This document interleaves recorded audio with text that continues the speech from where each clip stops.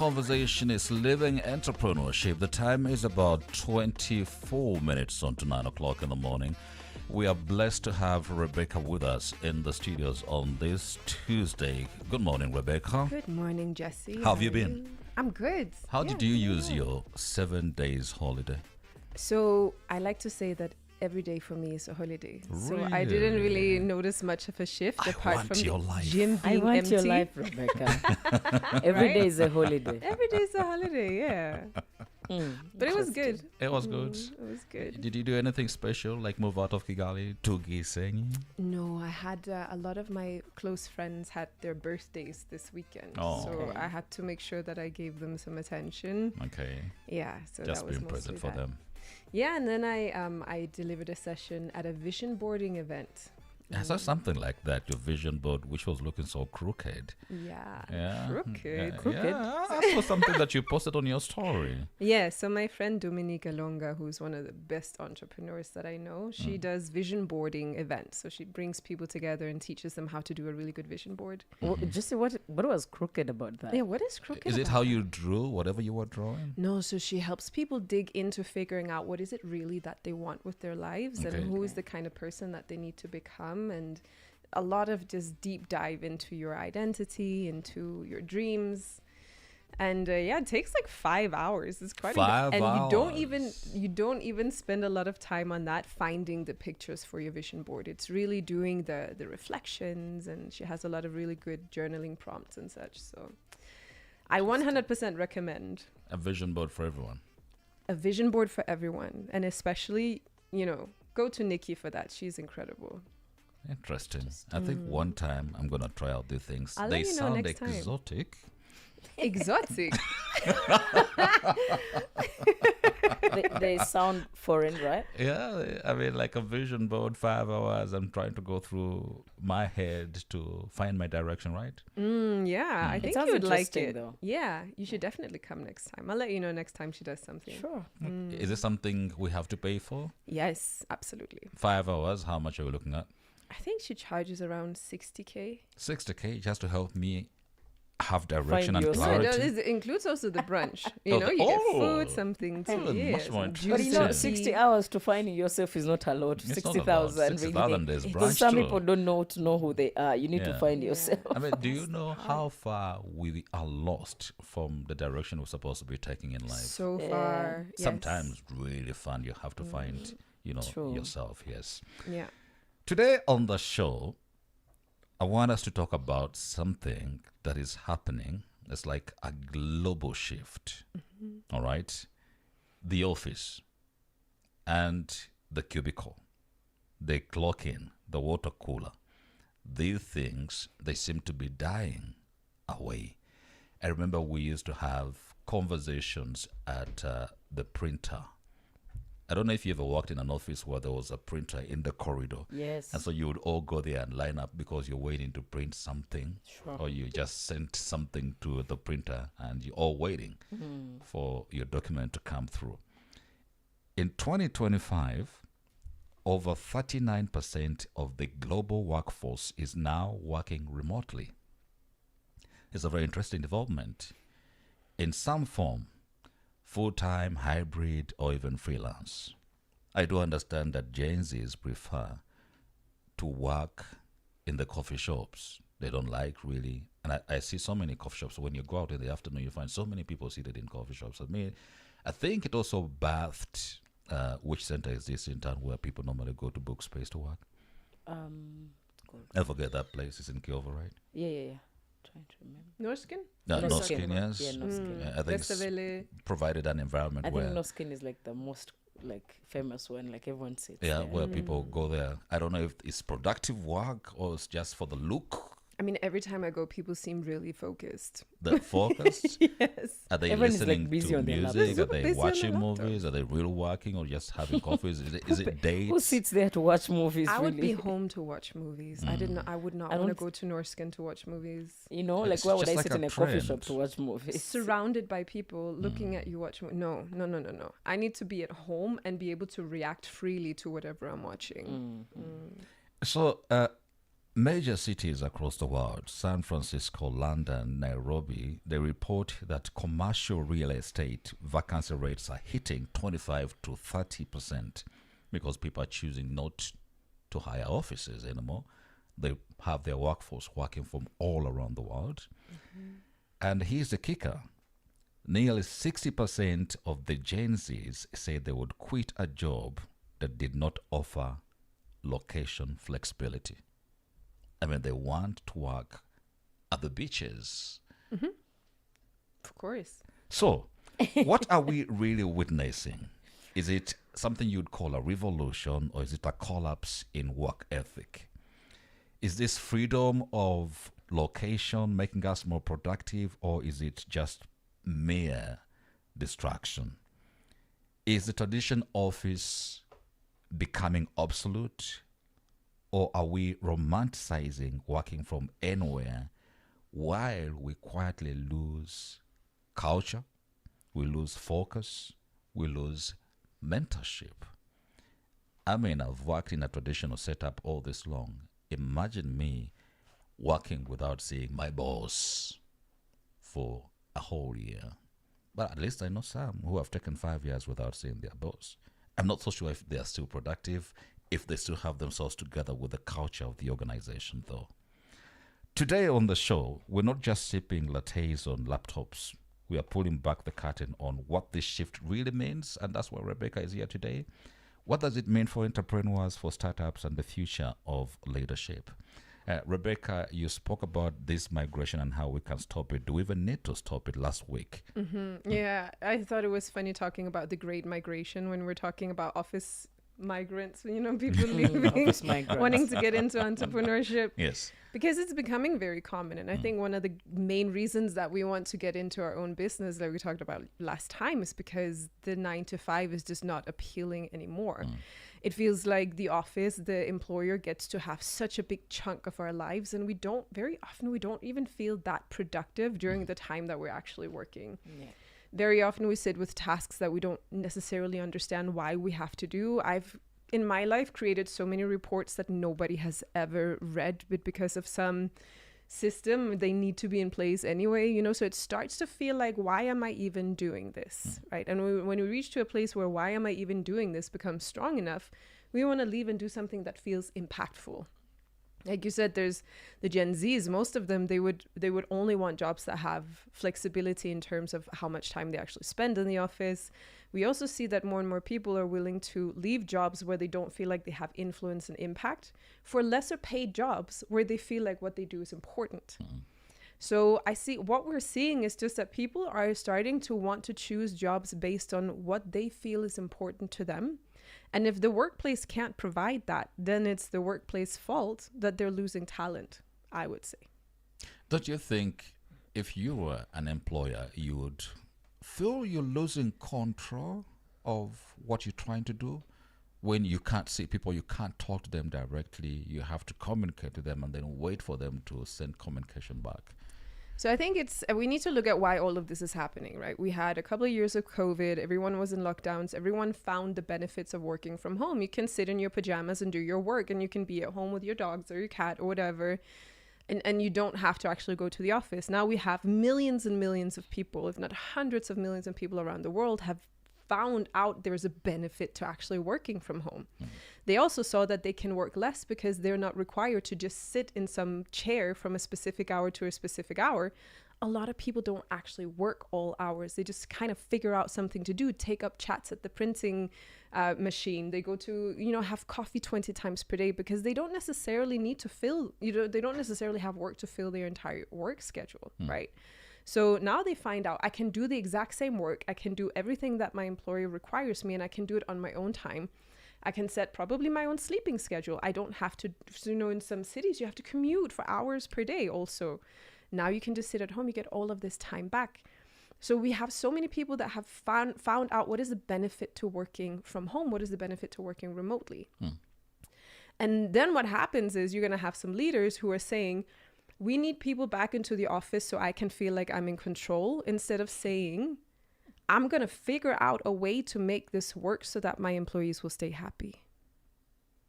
Listen, But also, it doesn't make sense for you to have a bunch of people around the office when they can still deliver from their home, their comfortable place.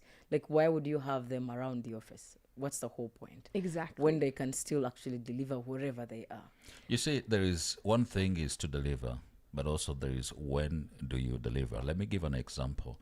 Let's say a mother chooses to breastfeed at 11 when you need a report by 11:30.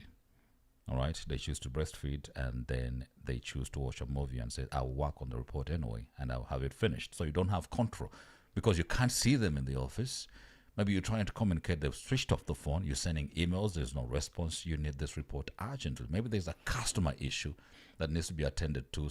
A customer is complaining and this employee has the answers and you cannot unlock a solution until you have the full control, response, and communication, and then you just cannot find these people. Certainly, they will fix it, but not within your time, within their time.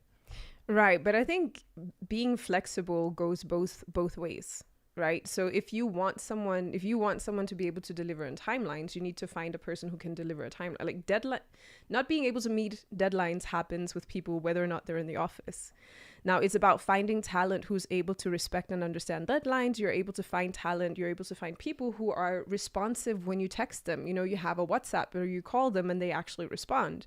If you have people that don't do that, now you have access to hundreds of millions of people all over the globe who can deliver remote work. You can hire people in Kenya or South Africa or Asia and the Philippines, whatever you want. People have to become more competitive. So if you want to have a remote position, you need to also be able to deliver whatever it is that the remote position requires. So if you're setting up requirements that are, you have to meet your deadlines. If you're not able to meet your deadlines, I need a communication in advance so that I know what to expect. You need to be able to be responsive. If I call you and you don't pick up and you don't respond within the next 10 minutes, I need to know why. I need to know what's happening. You can still create, frameworks and boundaries around the work without having people in the office. I think if someone is disciplined, it's regardless where they are, they will still deliver. It just requires people who are disciplined. Even they could be in the same vicinity with you, and if they're not disciplined enough, they will still not deliver in time. That's the thing. I constantly hear from people here that the biggest issue they have is that their employees don't know how to meet deadlines. It doesn't matter whether they're in the office or not. But now you're going to see that the competition here is going to get harder because of remote positions, people can hire from all over the world. We don't have to necessarily hire someone who's based here. So if you're an employee and you don't know how to meet deadlines, guess what? You're going to be struggling to get a job in the future because you're going to be competing not just with the people who are in the same city, you're going to be competing with people from all over the world. Which side are you standing on, Rebecca? Are you speaking from the perspective of employer, or are you speaking from the perspective of you are a skill that is hired and you just want to have all this freedom to roam around, do what you want, and meet deadlines? Already for Kigali, for Rwanda, we have several underperforming skilled people, very underperforming while in the office. If you gave them the liberty to go and take their underperforming out of the office, what do you expect? I expect that Turnover? A lot of people would probably lose their jobs, yeah. But there's also, I think one thing that we really need to understand is that we are in a phase of transition globally, right? Whenever there's something that is, I don't remember the name of the author. There's a guy who wrote a book called Black Swans. And black swans are basically when something that you could have never predicted would happen, it happens and it changes everything in the world. And I think COVID was a really good example of that. Things just completely changed. We did not expect it to happen. We did not know what was going to happen as a result of it. We didn't know how the world was going to change. Now, there's a period of time in transition where you're sitting with uncertainty. You have no idea what's going on. But it also leads to some of the greatest innovation that we see in the world. When we have really, really strong innovation, very often it comes as a result of these black swans. So right now we're going through a phase where there's an opportunity to transform, to ideate, to innovate, and to create new solutions. But you need to not keep on to the old solutions in order to find the new ones. Whenever you want to transform into something new, you have to let go of what was already there in order to see what can now be done. Let's look at new ways of thinking. This is so key when it comes to creativity and to innovation.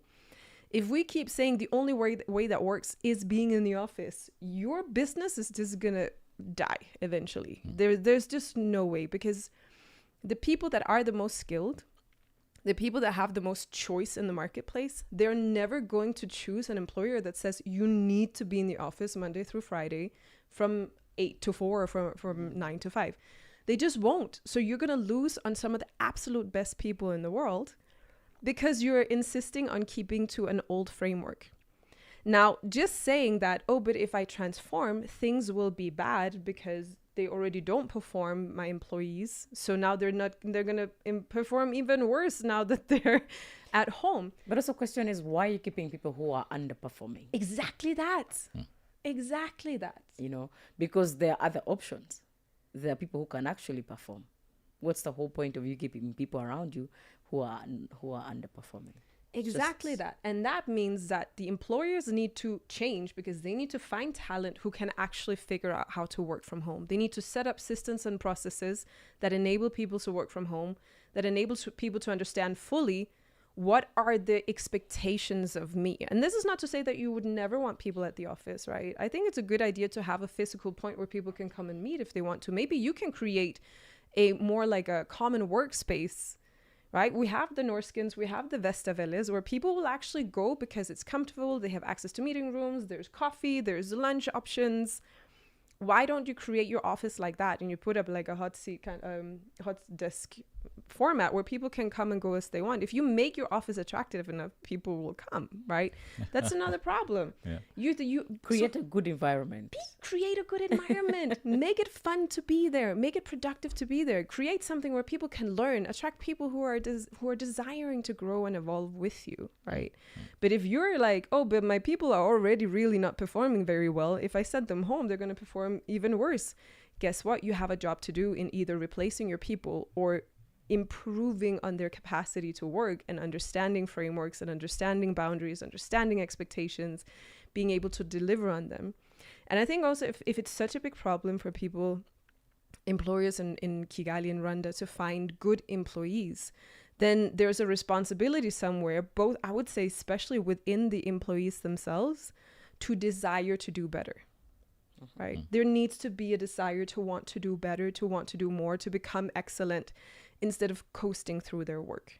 You know, you mentioned something to do with people that have choices would rather want the freedom to be out there. They're excellent at what they do. They're highly skilled, perhaps, and they would meet deadlines. Doesn't this bring the danger of you cannot tie people to one contract? Instead of having employees who are working remotely, you instead have consultants.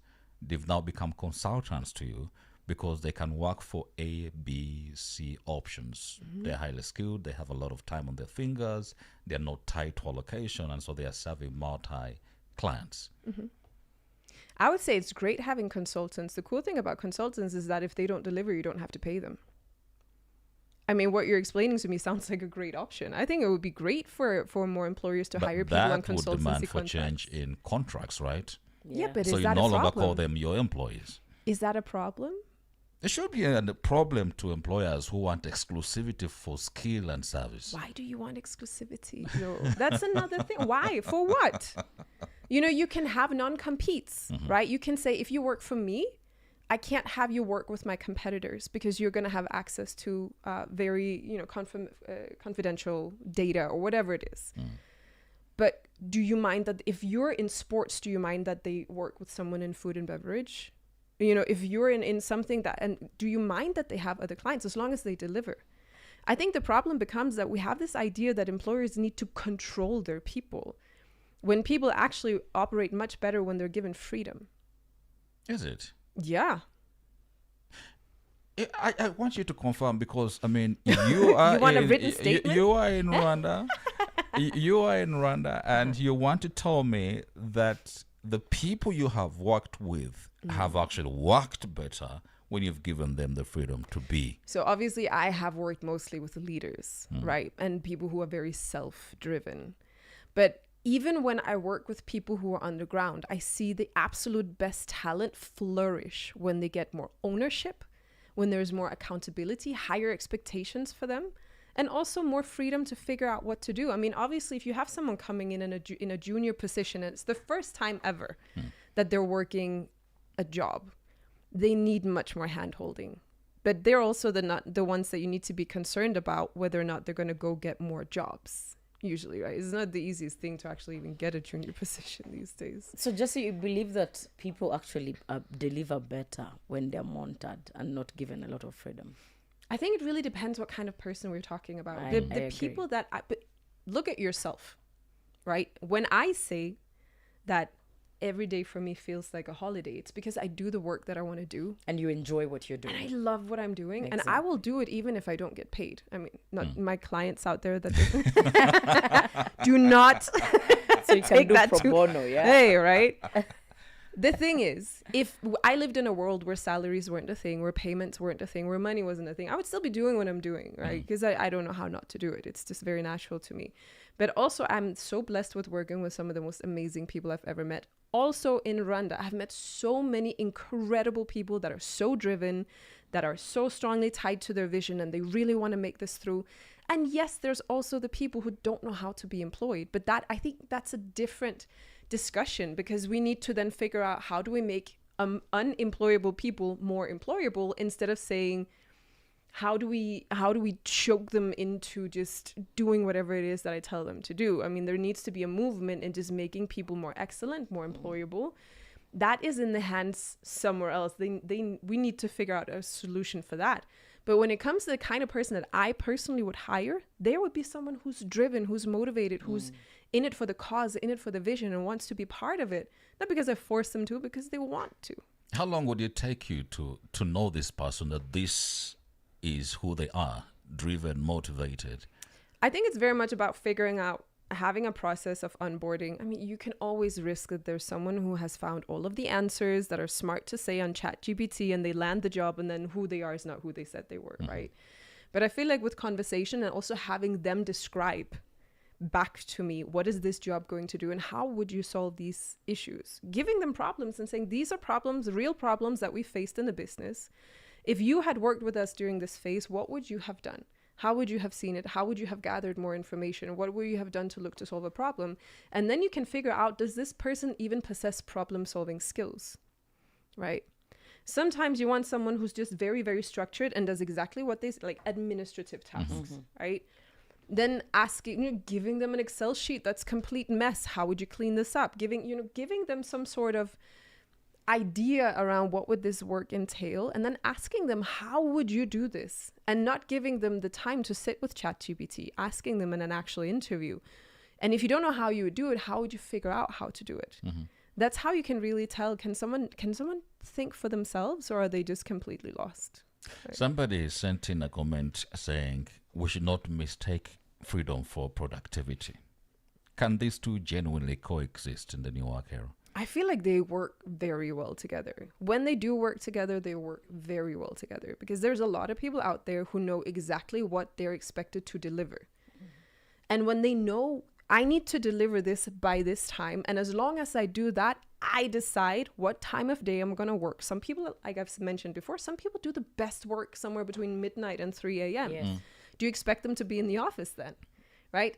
Some people can work better in the hours between midnight and 3 a.m. They can produce more than they could in the 8 hours they would have from 9 to 5, right? So it's really about, when you give people freedom, you give people also the opportunity to work from a place of what works best for me. Now, that being said, we obviously also have people who don't yet know what works best for them, because they don't yet have the experience. And I think it's very important that we distinguish the conversation between these two groups of people. There are the people who need to learn basic employability skills. And yes, it would make more sense to spend more time with them in the office, so you can sit with them and take them through, these are the steps, and these are the things that you got to do, and this is what work looks like, and this is how you become a good employee. But that's really the junior level positions. If you're paying someone good money and they don't know how to deliver, you should not be paying them at all. They should not be on your payroll. And even if you're looking at someone who is meant to deliver, who is being paid good money to deliver at a specific deadline, it's much better to have them on a consultancy contract, because you then don't have to pay them until they actually deliver. right? Whereas with an employee, you have to pay them every month. It takes them 6 months longer than they thought it would. If you're on a contract with somebody who's a contractor, a consultant, then you just don't pay them for those extra 6 months. It takes, unless obviously there's new circumstances, you negotiate the contract on all of this. I think it's very important that we look at the two different groups of people. That being said, if you want to become a highly paid person, you need to be able to develop the skills to deliver, to think critically, to have problem solving skills, to understand your clients or your employer. You need to really understand how you can fulfill the role that is expected from you, and not even just taking the basic boxes, but over deliver. Let's look at this question. I see time is running so fast. I think now I believe the scientists who are saying that Earth is running so fast, days are becoming shorter. We just did the introduction to this subject matter. It's already past 9 o'clock. I just cannot understand what is going on. Listen. That's how you miss deadlines, just. And the excuse you give your boss is time is running so fast. Listen, someone Time is told against me. me. Someone told me the world is spinning faster. It is actually, Yeah, But it is. it is. Yeah. How do we build real company culture?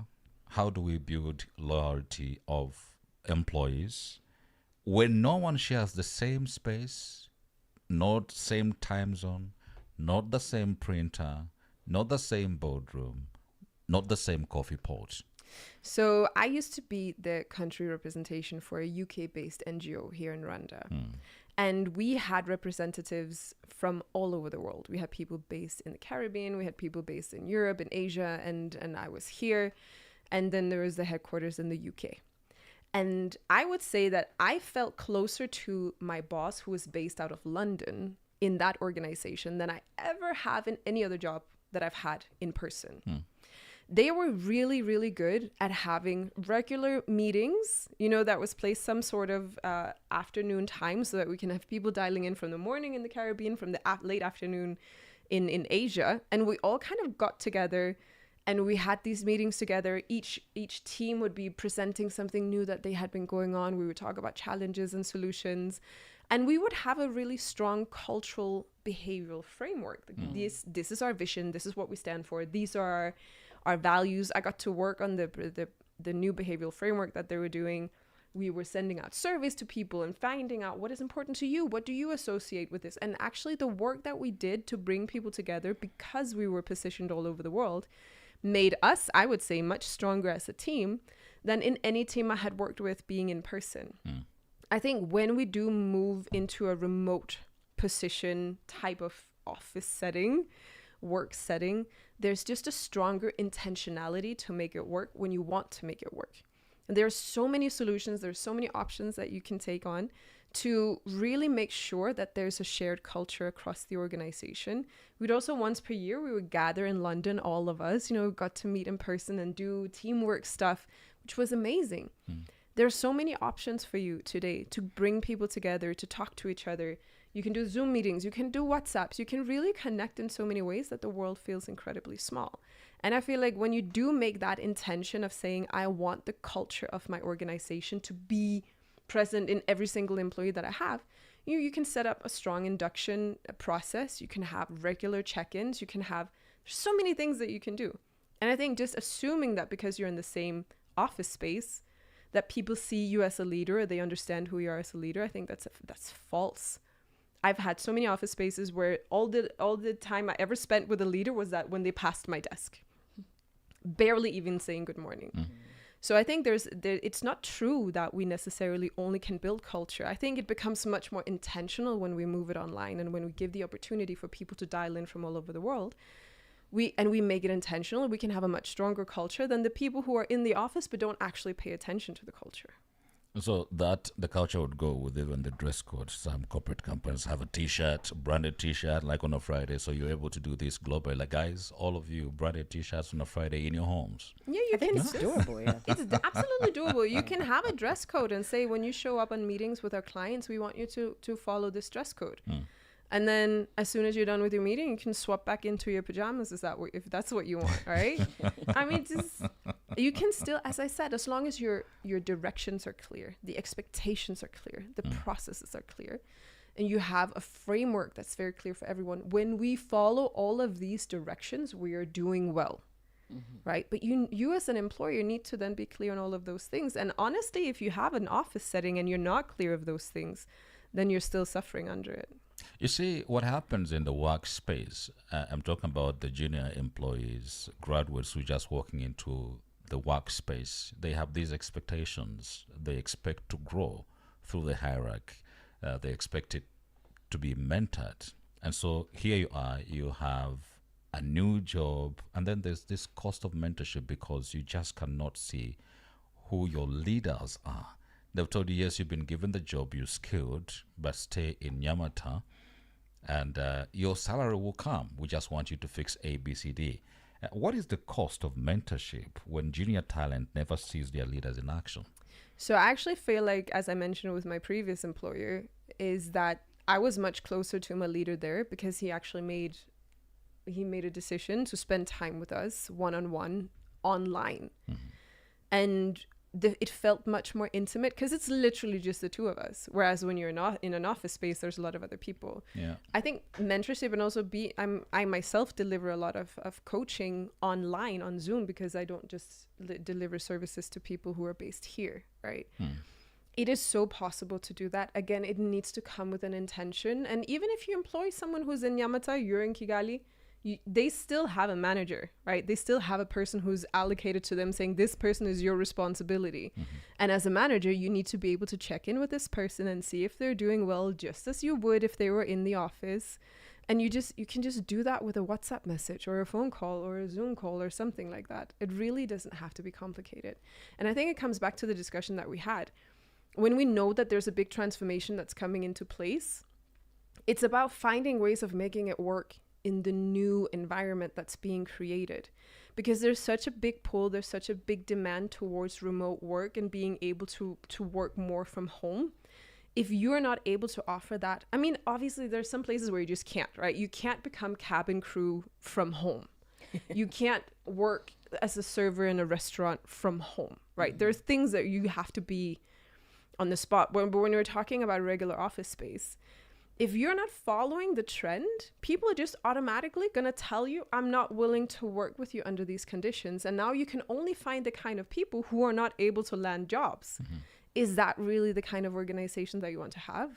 Then you're going to have people coming in. You might be really, really good at training them. You might make them into excellent employees. And now they're going to be probably leaving you for somebody else because somebody else has better work conditions. Okay, this is living entrepreneurship, all right? We have two scenarios. We have those who have been employed. We have the managers in the office. Then we have the entrepreneurs. Some of them have constructed buildings, which they call commercial buildings. They have space for office. And what happens? Who is the loser here? I think we can always turn ourselves into winners by understanding what the conditions are. We only become losers if we refuse to move with the tides. And I think it's really, we talked about this last time after. It was like, we're talking about how people want to leave the workplace because it's just not very conducive anymore. It's not interesting anymore to actually work in a traditional job. But then they go and open a business and then they set up the exact same structure. Like, you still have to come in. Now you're telling all of the employees to work under the conditions that you yourself refuse to work under, right? So we're just creating this mass of people who want to go up and set up their own business. I think it's less about what kind of structure you have and more about how willing are you to create a system that works for everyone. And it's not about saying, oh, me as an employer, I'm going to lose out because I become more flexible. It needs to be a win-win situation. And in that, when it's a win-win situation, is that you get what you want, you have it delivered on time, you have it to the quality that you desire, you have employees that are responsive. They might just not be in your office. Does this apply to government? For example, when you look at institutions like RSSB, Rwanda Revenue Authority, you see there are big offices, multiple rooms in there. Do you see them telling their staff, it's okay now, go home? And then what do they do with their infrastructure? But also that's scary a bit because people are going to be rendered useless. I mean, like at the end of the day, they just feel like we don't need you here if we can hire people to work remotely wherever they are. That Yeah. sounds a little bit scary. And then what I think- happens to creating jobs for everyone? Exactly. I think, but the thing is also, are you creating a job just to create a job? Or are you creating a job because you feel like that person can create actual value? Because if they can create actual value, you should be less considering, it should be less important where they're based. It should be more important how they're delivering that value and to what quality they do, right? But that being said, government institutions are famous for being slower at everything not because they because they don't want to, but because they're just very big structures that usually have a lot of hierarchy, a lot of bureaucracy, and it's harder to make decisions that kind of just flow through the entire organizations and everybody understands what's going on, right? It's more about first the government institution, whatever institution it is, what they would have to do is they have to look at what structure would we be okay with, what structure are we okay with, what needs to be true in order for us to make this type of change, what does that look like, what would the process look like, what are the boxes we need to tick, how do we still make sure, because when there's a lot of people it's harder to manage, but each person still has a manager, right? And that person is always responsible for managing their people. You might have some bad managers who are like, oh, I haven't heard from this person in 3 months. I wonder what they're up to, right? Have they delivered anything? I mean, that's just poor management. But there are just more things to be able to, you have to be more concerned about making sure the processes are in place, making sure you're fully clear on what would it look like if people started working from home. And how do we make sure that they're still delivering the things that they're supposed to deliver? And yes, I think you might discover that a lot of people really don't do a lot, right? Because now you need to have the conversation. Oh, what are you actually delivering in a week? And some people might say, I don't know. So why are you still on payroll? Why are they here anyway? Yeah. So that can also then come with, how do we train people better? How can we make sure that more people have access to good trainings, to self-development, to mentorship? And then you might want to have all of those things in place before you start setting up a system where you allow people to work from home. But I think if you just say, we will never do that, you're going to lose somewhere. Interesting. Rebecca, I call her a business doctor, really. And is there anything you're working on? An event that you're creating? Oh yeah, there's a couple of stuff coming up. What am I doing? I'm doing an event in the end of this month. End of this month. Yes. I'm not sure how open it is Okay, to just attend. It's not my event. I'm just speaking there. okay. Yeah, I have another one in August. I have a couple of things coming up. Yeah, I'll post it on my Instagram stories. All right, thank you so much, Rebecca. We have about 14 minutes after 9 o'clock in the morning. We short through time, but I mean, it's all important and all good. You can use this piece of information anytime. Go to our social media handles and check out Rebecca. DM her if you have any particular questions. Yes. Some of this stuff, by the way, she's charging so highly. But what a privilege that we have it we're here very lucky. on Kigali in the Morning. Awful to you. Kigali in the Morning continues in a bit. It's the news.